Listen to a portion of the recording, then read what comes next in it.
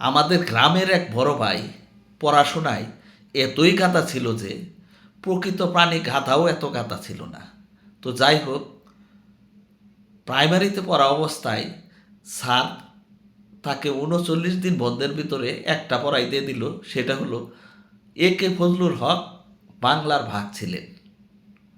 যথারীতি ৩৯ দিন পর স্কুল খোলার পর সবার পড়া শেষ করে তাকে যখন জিজ্ঞাসা করলো, এবার তুই বল এ কে ফজলুল হক বাংলার কি ছিলেন? হুম, তার মুখ দিয়ে তো একটা কথা বের হচ্ছে না, শুধু মনে মনে সে ভাবতেছে একটা ভয়ঙ্কর কিছু, আর মানে হিংস্র, ভয়ঙ্কর, মানে শক্তিশালী, এরকম জাতীয় একটা কিছু। তো স্যার অনেকক্ষণ অপেক্ষা করার পর যখন ধমকতে বলল, কি বলস না কেন, সাথে সাথে সে বলে উঠলো এ কে ফজলুল হক বাংলার রাক্ষস ছিলেন।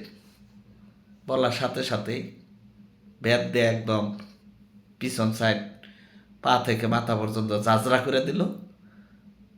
তারপরে কমপক্ষে ১ সপ্তাহ সে বসে খেতে পারে নাই, আর চিত হয়ে ঘুমাতে পারে নাই।